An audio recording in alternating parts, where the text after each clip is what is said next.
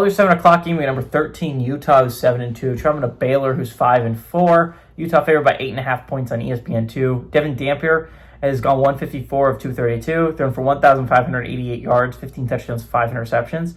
Wayshawn Parker's had 87 carries for 607 yards and 5 touchdowns. And Ryan Davis had 56 catches for 650 yards and 4 touchdowns. Sawyer Robertson has gone 230 of 366, thrown for 2,780 yards, 26 touchdowns, 7 interceptions. Bryson Washington's had 129 carries for 624 yards and 6 touchdowns.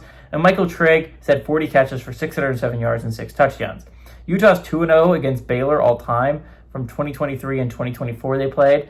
Utah's 1-0 when going on the road to Baylor, and they're 1-0 in one-possession football games, which was the 2023 game as well. Kyle Whittingham is 2-0 against the Bears, and Aranda's 0-2 against the Utes. Again, kind of disappointed in the Bears this year. Baylor was a team I picked to make the college football playoff. They were my Big 12 representative.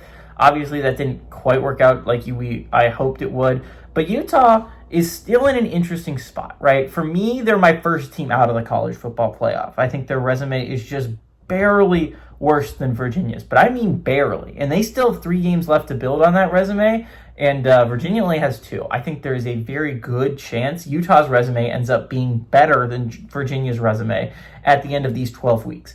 The problem for Utah is they cannot go play for a conference championship, and I think that's going to really, really end up hurting the Utes. Realistically, they can't get there. BYU, I mean, they would need TCU to upset BYU this week for it to even have a shot. Again, the Utes need either BYU or Texas Tech to collapse down the stretch. Because again, not only are they both those teams up a game on the Utes, they have the tiebreaker over the Utes. So maybe when it comes to multiple team tiebreaker, Utes can find a way to win that.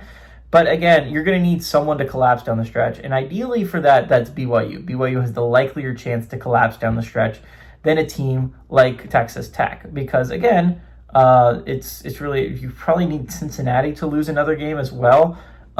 Because again, if you have a 1-loss in conference play Cincinnati and a 1-loss conference play in Texas Tech, that doesn't actually help you at all.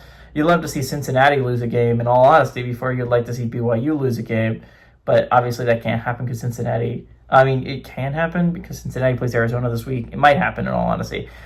Again, the Utes are in a decent spot. They're going to need some help to get the college football playoffs because you're going to have to hope and pray that they let in a third Big 12 team if you're the Utes. But again, obviously the committee thinks a lot of them are ranked 13, which is honestly really high for a Big 12 team with 2 losses. Again, there's only one other Big 12 team ranked with 2 losses, and that's Cincinnati at 25.